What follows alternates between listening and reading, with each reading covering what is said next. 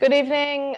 Thank you for joining us at our live conference at NCRI Women's Committee. We're here today joined with women's rights experts to speak about the devastating situation of women's rights in Iran.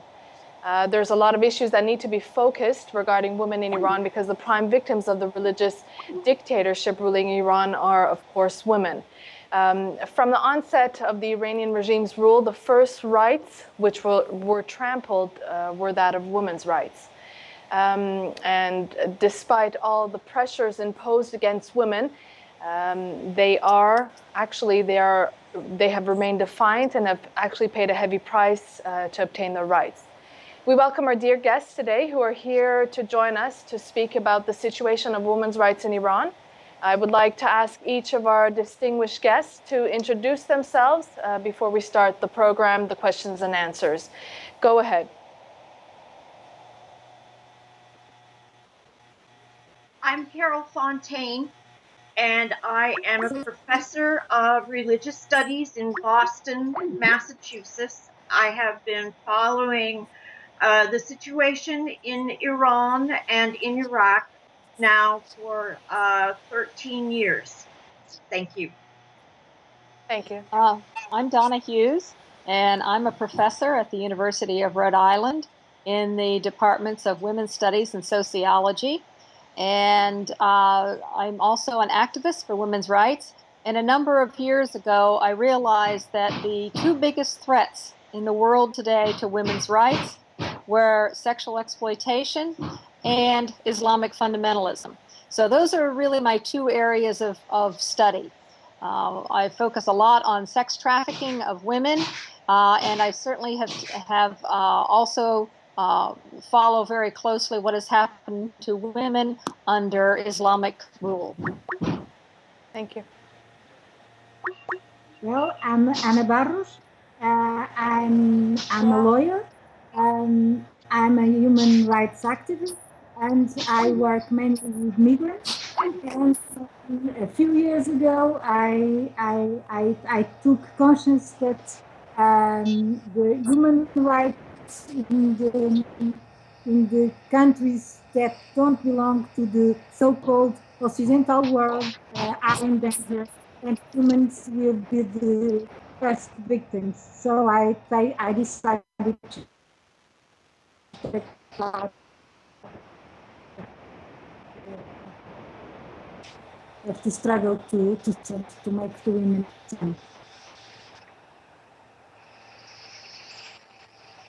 Okay, thank you very much, Carol, Donna, and Ana Paula from the United States and Ana Paula from Portugal for joining us. Well, discrimination against women is justified under Iranian law and the national institutions, and the regime has constantly sought to preserve gender inequality in all places, from the family unit to the highest governmental positions, including the judiciary.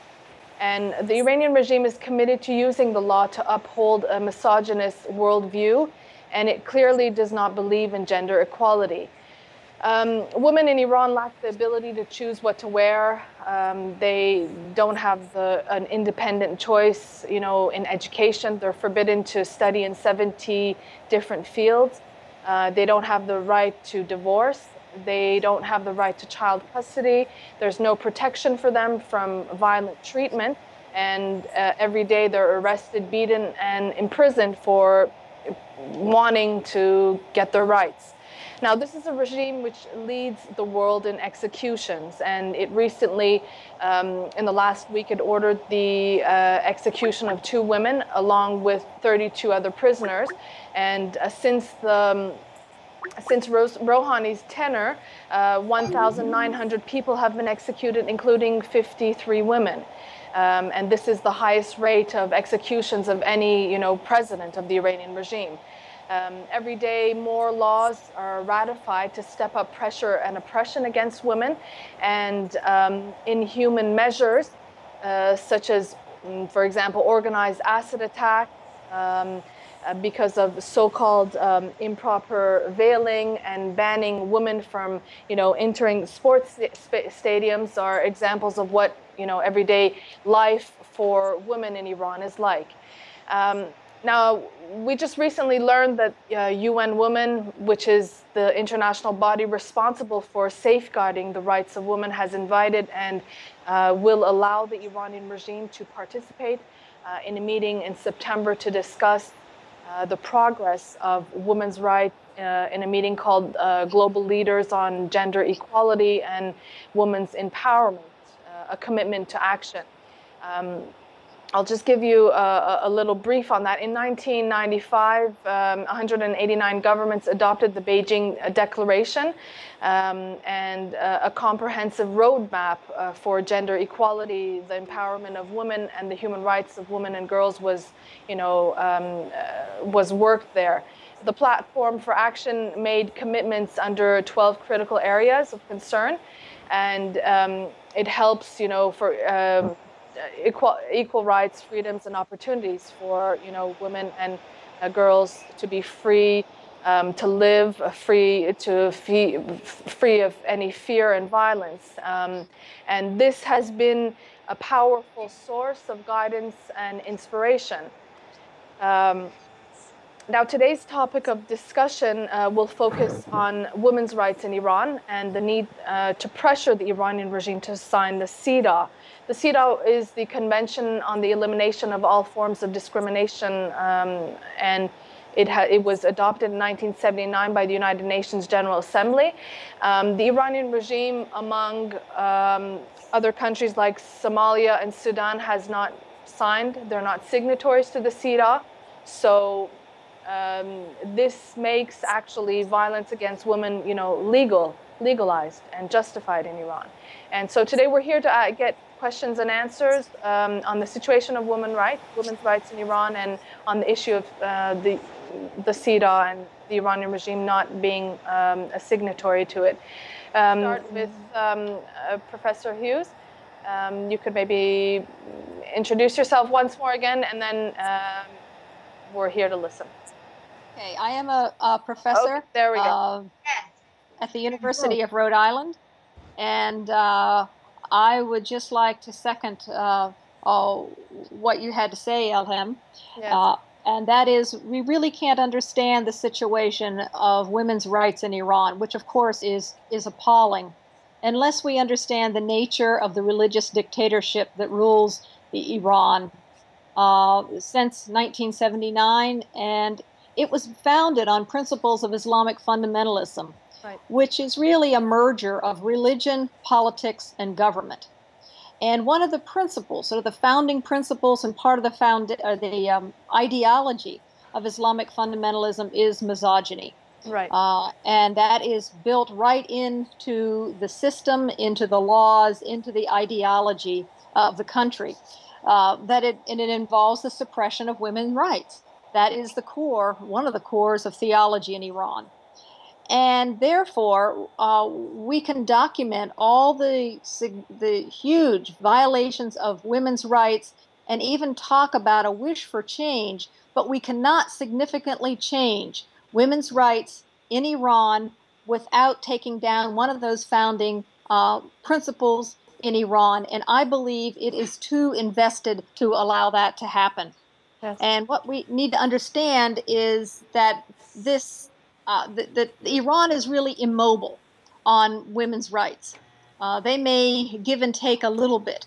And with this upcoming United Nations meeting, UN Women meeting, they need to understand this, that there is a very deep-rooted commitment to not giving women's rights. We know that there have been significant progress in many countries for women's rights. Women started out as second-class citizens in all countries and maybe continue so today. But there's a big difference between a democracy and a dictatorship. Right. Democracies have a commitment, at least on paper, to equality. They are committed to freedom of speech. They are committed to a right to organize, a right of association. And none of these rights exist in Iran, and yet these are the kind of rights that must exist for women to be able to organize for change. They cannot freely speak out. because they don't have a right of free speech. They cannot freely organize without the risk of arrest, detention, torture, and even execution. We know that there have been women's magazines founded over the years that are shut down by the government. So these basic rights are lacking, and it is what is needed in order for there to be significant change for women. And I have more to say on that, but I'll end there. Okay, thank you. And maybe, Carol, if you can just introduce yourself one more time and give us your insight. Yes, thank you. I'm Carol Fontaine. I am a professor of scripture and biblical studies in the greater Boston area, but I also, in my training, specifically studied women in Islam, translated part of the Quran, studied both Sunni and Shia ways of interpreting the Quran. So I think one of the things that I'd like to emphasize is that we are not talking about Islam generally. We are talking about a form of Islam that is frozen in a medieval mindset. Further, the Islam that we see in Iran is not representative of normal Shia Islam. I mean, I think one of the worst things that I have seen is how the behavior of the Iranian regime continues to feed sectarian ill will. And of course, we're seeing that with ISIS in Syria and Iraq. So I second everything Donna has said, but I want to say for sure, what makes a fundamentalist worldview? All right, it divides the world up into white and black. That is, there is good and there is evil. There is no ability to recognize any shades of interpretation. It either has to be yes or no. It also feels that there is a cosmic battle going on for the life of the world. It also repeatedly shames the human body and views the human as somehow invincible and better than nature. And in the midst of this, by defining women as animalistic, because they are the ones who give birth, we now have an ideology that says we get to go out as religious males and tell the entire rest of the world what they must do and how they should be on pain of death. They have used the issues of women and their equality and their basic nature as a strategy to terrorize their whole population. And this is very clear if you sit with one of our Shia colleagues, the Imam Ganjai, who was a student of Khomeini's and was there when Khomeini proposed misogyny as a key tool for taking control of all of Iran. And this goes on today. Wherever Iran goes, women lose. But that is not about Islam or God or religion or the Quran. That is about the warped nature of the men who consider themselves supreme and then say God told them that was true. I'll end there. Thank you. And Anna Paula, if you'd like to introduce yourself one more time and give us your insight. Hey, I'm Ana Paula Barros. I'm a lawyer. I'm from Portugal. I'm a women's rights activist, and in my former life I belonged to the parliament, and I was member of the parliament. And when I was member of the parliament, I for the first time I be aware that women are not equal, and women have not equal treatment as the men has. And even if we are in a European country, even if we are in the so-called developed country, we must fight and we must be sure that we have the equal rights and we have that equal rights very well based on. What I think is going on in Iran, and that's why I supported and created the national resistance, is because I believe that inequality that women are living has nothing about the religion, has nothing about the God or a religion, as Donna said and Carol said. It's just a question of power and absolute power. And when we talk about power and political power, the first thing men used to do is take women off of that power. And that's what I think we must fight for, because we are all women and we have only one world, and we have the right to have a part, half of that world. As a mine Chinese politician said, if we live half of the hell, we deserve half of the heaven. So that's why I'm with you, and that's why I fight for. Thank you. A first question that they're asking: what is your opinion? What do you believe that we could do as women in the West, and how can we support the Iranian women's movement in Iran? To emphasize what Dr. Fontaine said at the beginning, or what, when she was talking about Islam, and that is to make a distinction between the religion and how it is interpreted and used by the Iranian regime and other Islamicists in the world. I find that in teaching my students, that's the most difficult thing for them to understand, is that you can criticize how someone uses a religion and how one rules with a religion. That is different from simply criticizing the religion. And that, I think, is really not understood at all, because I know often when I criticize Islamic fundamentalism, I'll have someone stand up and saying, how can you criticize a whole religion? And I said, I wasn't. I was only criticizing the Iranian regime. Yeah. So I would say that's the number one thing, is we have to keep pushing that message. And it seems that people take a long time to hear that. I know that, what is it, that there's some sort of a rule that to really change someone's belief about something, they have to hear it at least 7 times, or I don't know what it is, but something like that. But clearly, it's something that needs to be said over and over again until people get it. That's just number one. You're right. We have a question from Mr. Mustafa Emar from Al Zaman International from Iraq. He asks, given the systematic abuses against Iranian women, what is the role of international organizations in defense of Iranian women's rights? Carol, do you want to answer that? Yes.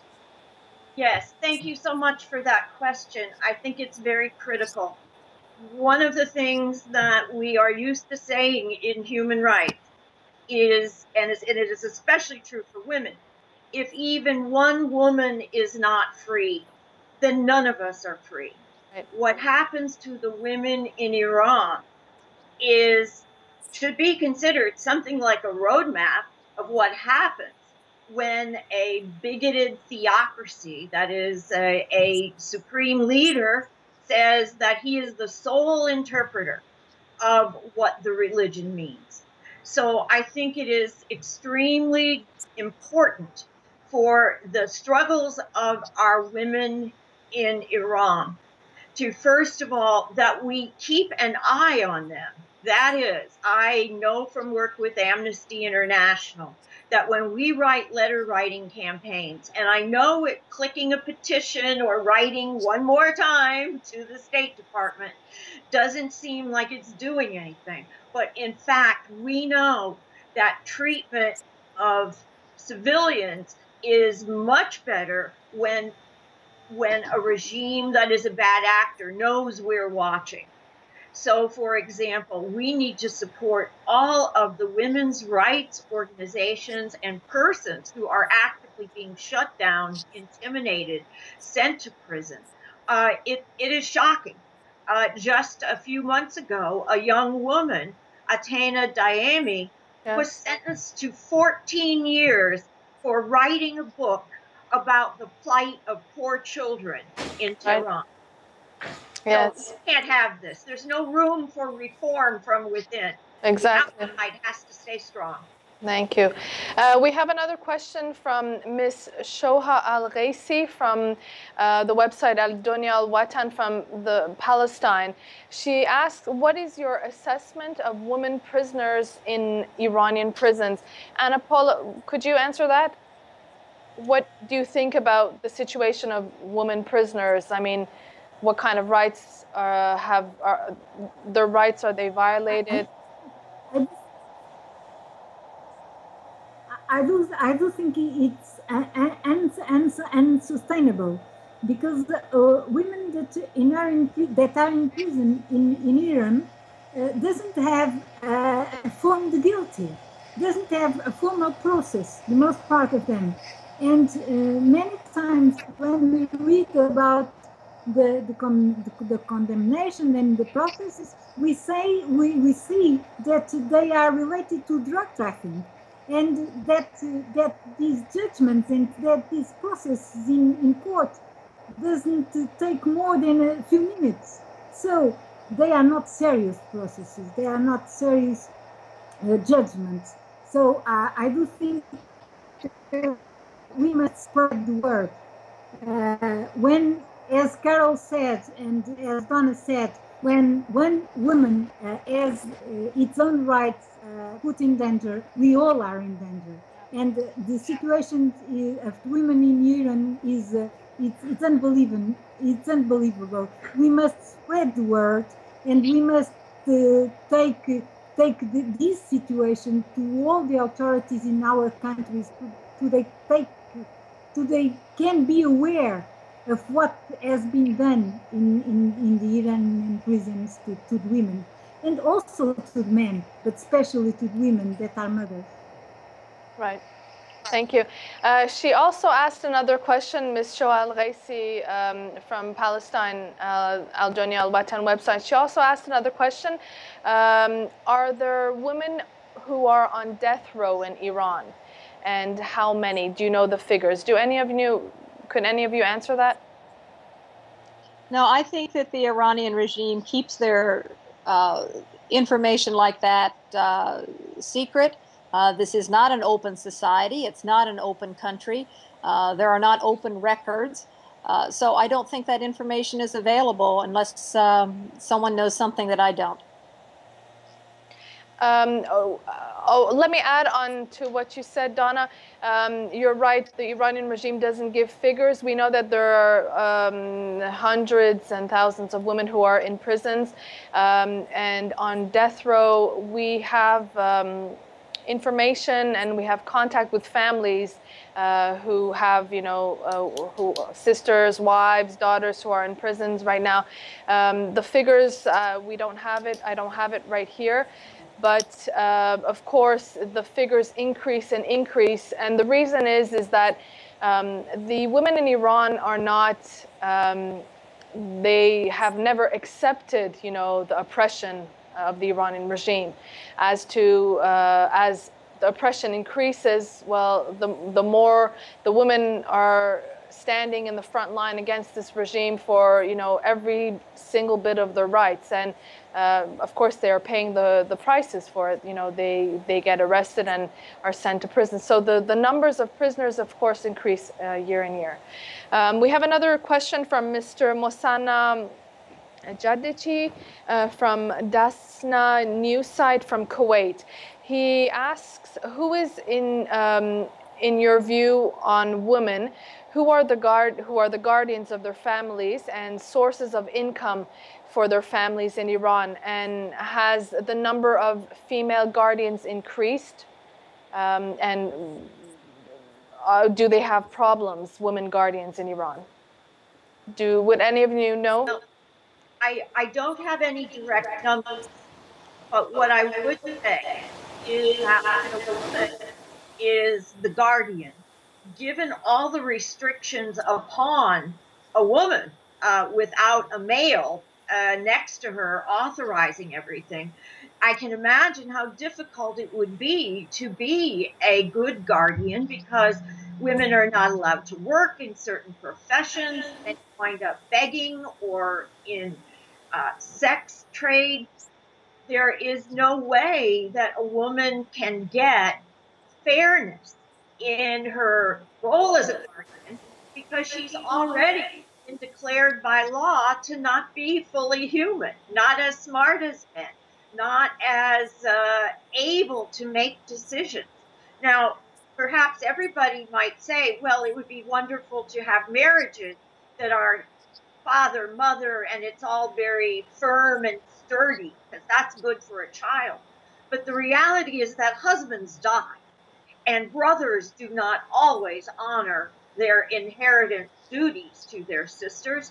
So, in fact, a woman who is a widow through no fault of her own is at tremendous risk, and so are her children. And I know this to be true because I have taken oral narratives from women who have been imprisoned in Evin prison and heard their stories, and I know that everything colludes to work against women fulfilling their family duties once they're alone. I just wanted to tell you, we at the NCRI Women's Committee, we until the next question comes up, we have worked from last Women's Day to this Women's Day. We've worked on a very interesting book, which is the one-year report.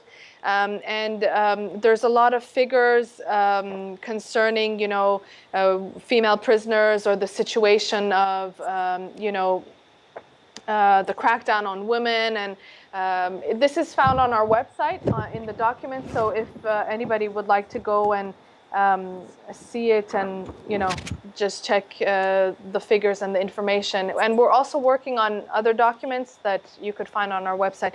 Mrs. Mosna Al-Jabouri from Iraq, from Ketabat site, she has asked a question. She says the situation of women in Iran is deteriorating on a daily basis. What can be done for them? I can answer for that. Go ahead. We can, first of all, we can support women in Iran, and we can support spreading the word in all our public authorities, and spreading the word with the other women associations and women organizations in the civil society. And then we can also spread the numbers and the examples that are coming to us from the media, that really show that women are treated like under human being at Iran. But if they are asked to fulfill their responsibilities, they do that. Even if they are in prison, they can help people outside.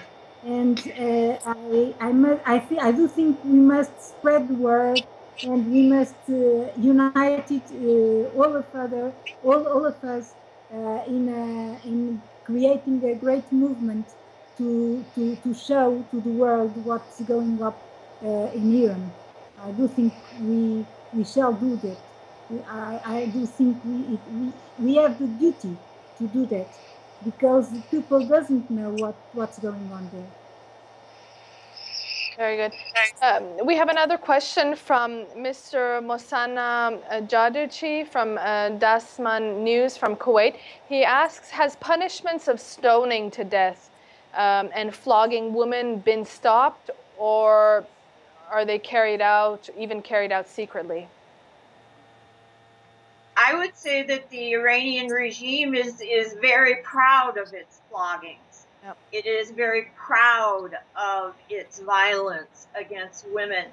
So even though Iran was a number of years ago cautioned by the United Nations and the Human Rights Commission about stonings, which we consider to be extrajudicial summary executions, there is usually very little law or due process going on, but of course the judiciary in Iran feels quite comfortable sentencing women to stoning. So we have direct documentary evidence. We're happy to show you that stonings are still taking place, and that floggings and, quite frankly, rape as a tool of exploitation in the prisons are used to terrorize our sisters who are held without any ability to affect their own situation. We know these things. We have evidence. Right. Do any other one of you want to add anything? I would just say that I believe that the Iranian regime is invested in cruel and unusual punishment against women. As I said earlier, I don't think we really know everything that is happening in Iran because it is closed. We do know that there are some very, very brave, dedicated activists inside Iran that give us as much information as they can, but they still can't know everything that the Iranian regime is doing. Right. I'll just explain to you, since 1979, since the Iranian regime took power, there have been 120,000 political executions, among which 30% were women. And so we have, we have heard stories of all the atrocities and all the hardships that women have faced inside, Iranian regime prisons, because like you mentioned at the start of your speech, Donna, and also both of you, Carol and Anna Paula, that the Iranian regime is really anti-woman and is a misogynist regime that cannot tolerate, the woman. But the women in Iran are defiant. They have not, given up, and they're still fighting for the rights. We have another question. And I just want to emphasize again what I said, and that is that some people are asking sort of some difficult questions that are they were really looking for numbers and statistics, which I know people always want to know that. Yes. But just to emphasize, it's not an open society. There is no open information, and it really is because of very brave families and activists that we have any information at all. And I think we can't emphasize that enough. So what you're saying is that the underground network that is really working, inside Iran, particularly the vast network of women that are, speaking out and giving us these reports, they're really, paying a heavy price because they're risking their lives, and many have been arrested and executed because of all, the information that they're giving us. So we have another question from Ms. Soha Al-Ghaisi from Dunya Al-Watan site from Palestine. Why does the UN want to invite the Iranian regime to the Women's Conference, the UN Women's meeting? Would any of you have anything on that? I would like to say I consider this another example of the problem with the human rights apparatus at the United Nations. Thank you. Yes, we know that the United Nations would love to call Iran back into the fold of the international community. I take it this is probably an outreach on their part that is very deceptive. The Iranians have not ratified CEDAW, the Convention for the Elimination of Discrimination Against All Women. On the other hand, the Iranian resistance immediately ratified that when it passed their desk, and were happy to sign on and support women worldwide in their struggle for rights. The United Nations, I believe, is trying to give Iran a format where it can pretend to be moderate. Nothing, though, could be more important, given that it's a closed society, then that there are voices from the activists and from those outside the world following these issues to raise questions of what really is going on. This is sometimes considered a shadow report. That is, that when we know we have a dreadful society that abuses minority rights, we ask those minorities to participate and write their own report. Right. This is called the shadow report. Right. And I suggest we all demand that from the United Nations. We are not content to let the mullahs represent women's rights. Right. Very good. Anyone else? Go ahead.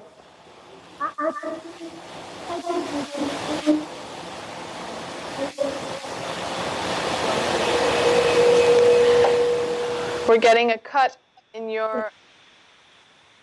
Can you repeat one more time? Yes, I do think the United Nations want to wash up their own face with this invitation, because they know that women's rights are not in place in Iran, and they will not be with this regime. Right. And they won't just watch their hands inviting Iran. That's one of the things that we as women and as women organizations, we cannot support this kind of cynism that United Nations sometimes shows when it takes to politics. And Donna, do you have anything to add on that? Because I know you're familiar with the UN Women and the CEDAW, so... Yes, I would really, as I said, I really wanted to just second what Dr. Fontaine said, and that is that the United Nations is trying to sort of help Iran back into the mainstream of countries in the world, and is willing to look the other way in the face of gross human rights violations in order to do that. But as we know, the United Nations as a whole does not make any distinctions between the type of a government. It does not see democracies as being really any different than dictatorships. And when it comes to women's rights, you can't ignore those things. How you get women's rights is through the democratic process. Right. And so that's what the United Nations, and particularly in the UN Women, is willing to ignore. But, and what do you think is possible? What could we do? Well, I think that as Ms. Burroughs has been saying, we must continue to speak out, and particularly even to our own colleagues and our own women in the West, because as I said earlier, criticism of Islamic fundamentalism is thought to be criticism of Islam. And right now, among my very liberal, progressive colleagues, Iran is very popular. They really like this deal that has been made, the nuclear deal. And any criticism of it is seen as sort of, as really backward. And I think we need to just continue to talk and convince the people that we know right around us, because that's where there is a serious problem. Right. Do any of you want to add on that, what we could do? Yes, I would like to suggest that people make use of the resources at the Women's Freedom Forum. Both Donna and I, Professor Hughes and I, have worked with them for quite a while, and they maintain an ongoing system of networking with the people in Iran who have nothing to lose, and those are mothers who stand outside the prisons where their children have been executed for no reason. Those women are invincible. They are one of our best sources of information, and I would like to assure whoever may be listening that it is not just women in Iran who are resisting this regime. In fact, the women are the first point of contact because nobody's paying attention to them. But brothers and fathers and nephews and everyone help us bring this information out to the West, because women are not allowed to travel. It's very unlikely one of these women who has an execution in her family would ever be allowed to go. So please support the Women's Freedom Forum, and there you will also find fact-checked numbers on executions, treatment of women, treatment of minors. And let's also not forget that the regime in Iran despises any religion, any group that will not say yes to its irrational claims, so that its own Iranian imams who question the mullah's view of the Quran wind up in prison and on death row, as do the Christians and the Sufis and the Baha'i. This is a bad actor from start to finish in the international community. And I think we have to holler bloody murder. I think we have to organize on Twitter. I think we have to fund things. I think we have to stand outside the UN when this meeting is taking place and show what is really going on in Iran. We have to be the voices for these mothers. Right, you are right. And definitely we'll mobilize together. Can I ask, we have another question. Miss Mosanna Al-Jabouri from Kerabat site from Iraq. She asks, isn't the invitation by the UN from the Iranian regime for the Women's Conference a justification for throwing acid on women's faces and attacking them, in streets? Would this justify, other incidents in the future? Yes, I think it does. If there's no penalty, if the Iranian regime is not ostracized by the international community for the way it treats women or other religious minorities, then there's no consequences. Yeah. Okay. So we have another question. What is the role of the Iranian resistance and the women in the resistance? What have you learned, from them, or what do you know about them? Anyone want to? Yes. Well, when I'll give the example of my students again, when they say, but that's the way that the women are living in Iran. That's the way they want to live. That is their religion. That is their culture. How dare we criticize what's happening there? I always say, well, look at all these Iranian women who say they do want freedom. They do want to have rights. And matter of fact, they are willing to pay the ultimate price in order to get it. And then they say, oh, so they really are a model to women around the world. Right. Okay. Anyone else? Yes, if I could add, when I have been at conferences before the transfer of sovereignty in Iraq, it was my great pleasure to sit with the women folk of all of the people who were invited to meet with the women's resistance in Paris. And one of the things I saw was the light that came into the eyes of the women who had never before met an organized group of women.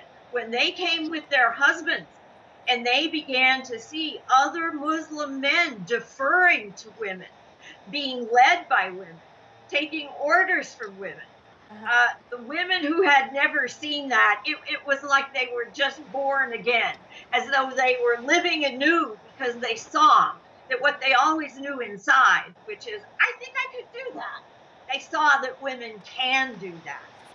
And I would say further, the Iranian resistance, the women who are there have gone through a process of deliberately working with men so that there is real gender equality.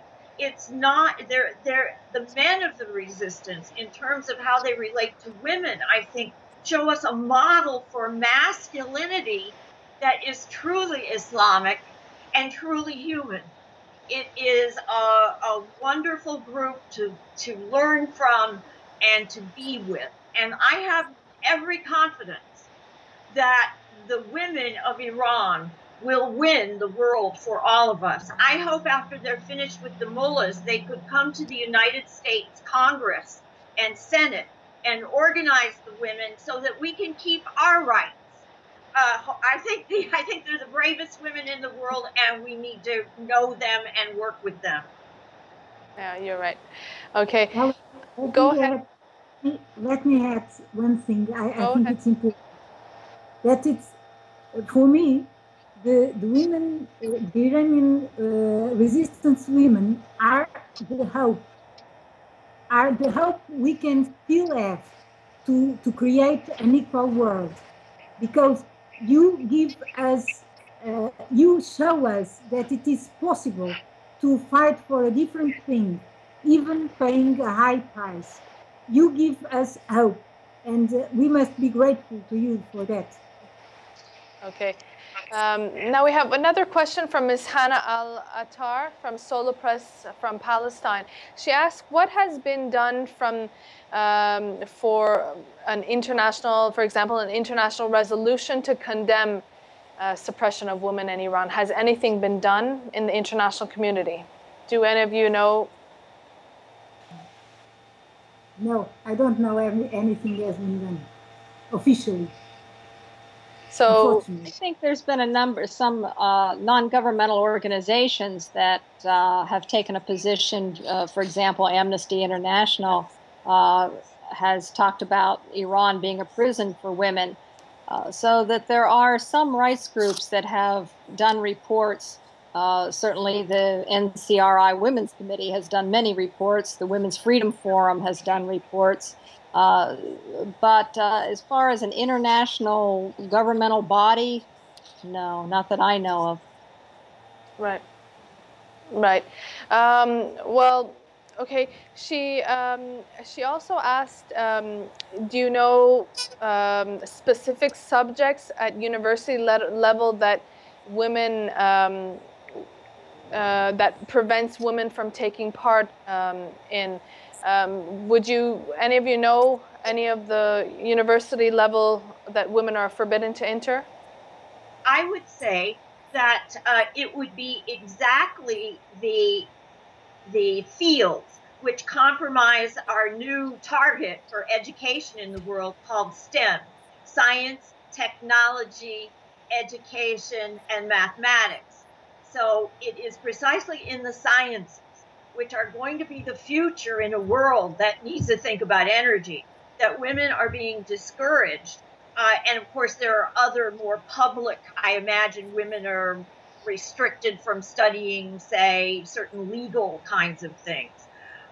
What we know is how important it is to ensure that we help fund internet connections for people inside Iran, proxy servers, and ways that people can access the outside world, because so many women are teaching themselves because they are not allowed to do what they should have done. And I would just say the United Nations has written a report called The Arab World in Development. This was written entirely by Muslims. Now, of course, we all know Persians are not Arabs, but we're looking generally at that region, so don't be hung up on the word Arab. And what that report found, and this is an older report, it's about 7, 8 years old, no region will ever achieve economic development as long as it refuses to educate women. President Obama just said this in Nigeria, that if you are trying to enter the modern world and you are not allowing women full participation, he said that's just stupid. So I am going to urge him to try saying that to the mullahs as well, because it's not just sanctions, it's the stupidity of the regime that keeps Iran where it is. Let me just add on that. We have worked on a report at the NCRI Women's Committee. There's a list of universities which field is forbidden for women to enter, but on an overall and general basis, there are a lot of things that women cannot enter. There's about 70 fields that women are not allowed to register in. For example, in the Constitution, women cannot become judges, they cannot become presidents. There's some different engineering programs that women are not allowed to enter. So you could check on our website if you'd like to look specifically at the universities. This was to answer Ms. Hannah Al-Attar's question on universities. We have another question from Ms. Asra Al-Zameli from Ahlan Arabia side. She asks, is there a difference between the conduct of ISIS against women and what the Iranian regime is doing? Would any of you know a difference or a similarity, or what's your opinion? So far as I know, it's the same thing. So far as I know, it's the same extremism, is the same misogyny, is the same thing. They are just fearing people and treating women as a human. So as far as I know, and the reports I have, the Iranian regime is exporting their own way of treating women, and that's unsupportable. I would say one of the differences is that ISIS makes a video of it and proudly displays it to the world, and the mullahs keep quiet on some of the worst things they do to women. We very seldom have scenes, except say for stonings, which are clandestine footage that has been gotten out to the West. What I would say is a bigger difference is that ISIS is just getting started. So they are using terror against women as part of ethnic cleansing of Christian groups in Syria. They are doing a much wilder sort of attack on the civilian population. I think what they don't have yet is a constitution that legalizes all the things they would like to do to women. That's why in some ways Iran is worse, because it has made this a foundational point in how they administer their whole government. So we have something that is very difficult to challenge. ISIS, when you see a slave market, decent people would probably go, wow, that's unusual. But with Iran, it's the law, it's the government. And that's why this is a special case. I think I really want to reinforce what Dr. Fontaine just said, because ISIS is sensational. They're trying to get into headlines. They're trying to see what terrible things can they do to shock the world. Iran has bureaucratized it. They're doing some of the same things, but as you said, they've institutionalized it. They've created laws around it. And it's just part of the administration of the country. Right. Let me just add on that. First of all, we believe that the Iranian regime is the godfather of ISIS. And because in the last 35, 36 years, what we see today, unfortunately, under the name of ISIS and what is going on has existed in Iran, in the last 35 years. For example, we've had the beheadings of opponents. We've had, the killings of anyone who opposes the regime. The one thing that we have not heard today from ISIS, but the Iranian regime has been, executing pregnant women. The Iranian regime has done this 35 years ago, lashing women. Khomeini issued a fatwa himself where girls, virgin girls have to be raped before their execution. And you might ask why. This is because they say that the doors to heaven have to be closed to these girls. So this is the ideology this is why we say the godfather of fundamentalism of ISIS has been existing in Iran for 35 years. We have another question from Ms. Zokra Mohammed Nader she's an Iraqi journalist. She asks, what's your view about the PMOI's views on freedom of clothing and attire for women? What have you learned? Well, I'm going to say, as the person who has maybe tangled with the Quran out of my esteemed co-speakers today, that the Quran actually is not specific on what modesty should look like. Originally, we are fairly certain that most of the dress code that you would find in the Quran was applied mainly to Muhammad's wives, because as Islam was becoming established, they were subjected to all kinds of shaming and violence and insults when they went to the market. But some interpretations of Islamic law then broaden that to everyone. It must be all women, when originally it was just the women who were having some particular problems would be failing in some way. Next, the Quran simply says, and it calls out men and women in the same verse, that both must dress modestly. Now, what does that mean? It has come to be interpreted different ways by different Islamic societies. That is, a woman in Saudi Arabia does not look like a woman from Pakistan. So obviously there's not just one way to dress and be Islamic. Now, from the point of view of the PMOI, and I hope you will notice that they are all observant Muslim women in terms of how they dress, but they are very clear. This has to be a personal choice. It has to be a choice between you and your culture and your relationship to God. So we think a woman can choose a hijab or a rosaria, or she cannot. It ought to be up to her. Yeah, I would just follow that up and say that it really needs to be a personal choice and not dictated by law, and then severe punishment, including even having acid thrown in your face by gangs if you don't follow the law. Right. We have the NCRI has a 10-point plan for women. If you'd like to go on our website, the 10-point plan is available. I'll just read the third point, which is freedom of choosing one's own clothing. It says women are free to choose their own clothing. Government interference in this regard is prohibited, and this is what the NCRI believes. The law of forced veiling has to be repealed. Laws that prescribe administrative punishment for lack of veiling of female workers or employees shall be repealed.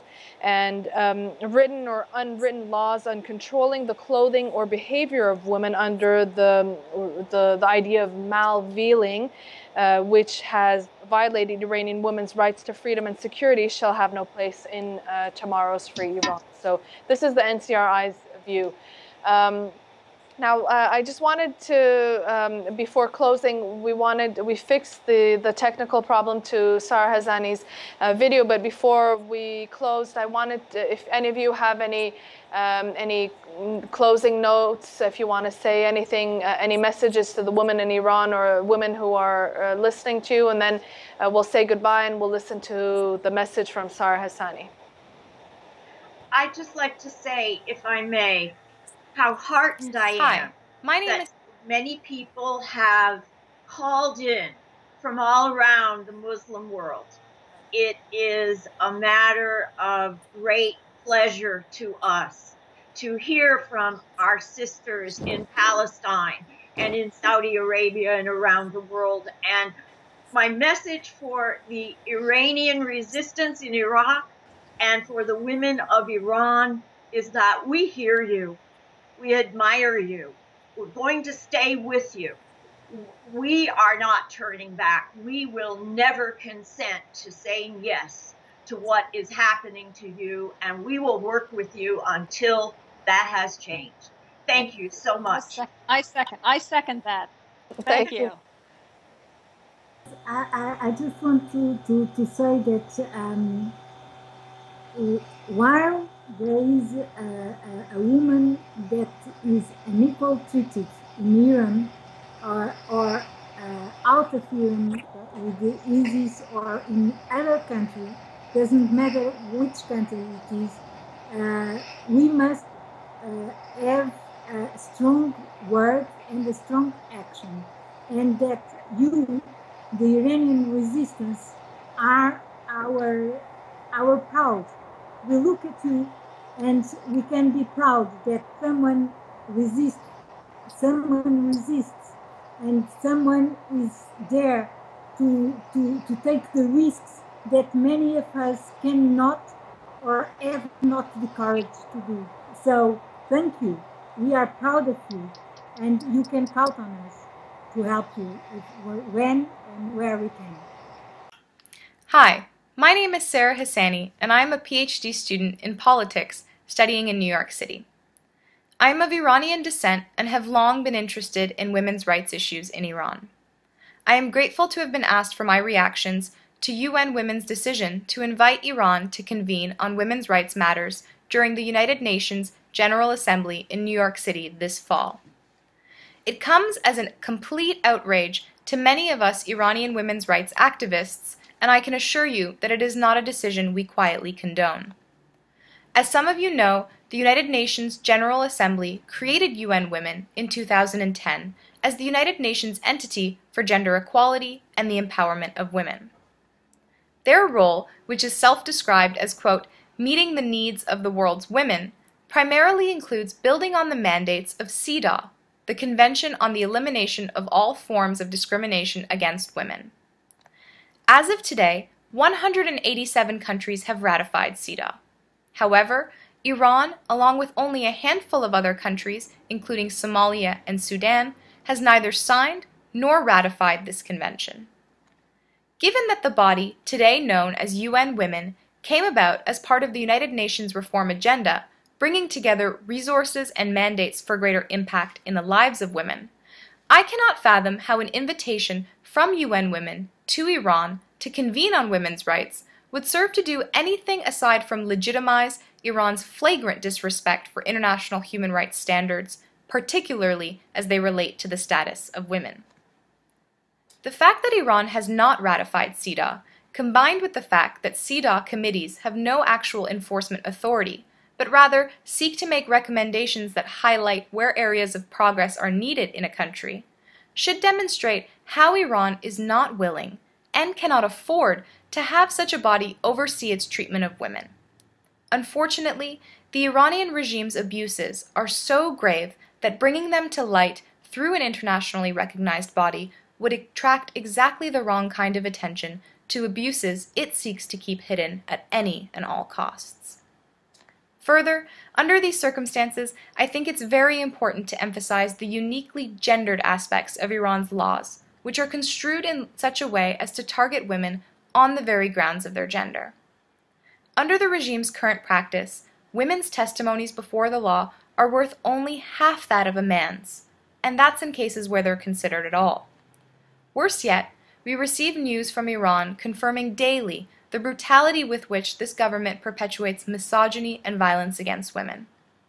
Women's rights defenders, such as ourselves, and UN Women in particular, should be saddened, humbled, and mobilized in defense of these women rather than adopting a policy that legitimizes and shakes the hand of their abusers.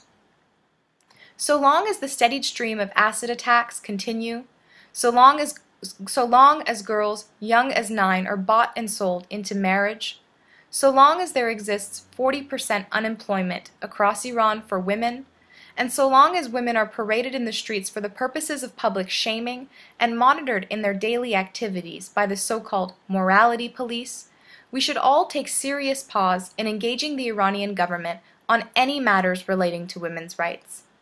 Rather, the systemic discrimination and gendered oppression enforced by this regime should be cause for rallying against it, in solidarity with the women's movement in Iran.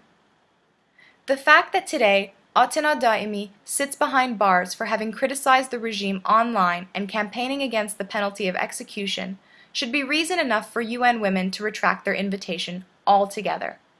Similarly, those who stand to defend women should be echoing the plight of Farinaz Khosrovani, who was left no choice but to jump to her death in order to avoid being raped by intelligence officials. We should not be colluding with the very powers who made these and similar circumstances regular occurrences in the daily lived experience of Iranian women. the decision on the part of UN Women to invite Iran to convene on women's rights issues flies directly in the face of all brave women's rights defenders who struggle to keep their offices, campaigns, and movements alive under harrowing conditions. Instead, UN Women should be reaching out to the brave nurses, teachers, and female workers in Iran who have been striking despite brutal intimidation. If I have a single message for many of these women, some of whom are friends and family, loved ones, it is that the UN's decision to legitimize your abusers is not one we are proud of, nor one we will stand by. We hear your resolute desire for substantive and equal rights, and we will do anything in our power to build solidarity for your cause. Okay, thank you very much for joining us tonight, and for all those who had questions that we couldn't answer, we will answer you if you could just continue sending your questions to our Twitter or to our website, and we'll answer your questions. And thank you very much, Carol, Donna, and Anna Paula, and it was a very good interview for tonight. Thank you very much. Thank you all. Thank you.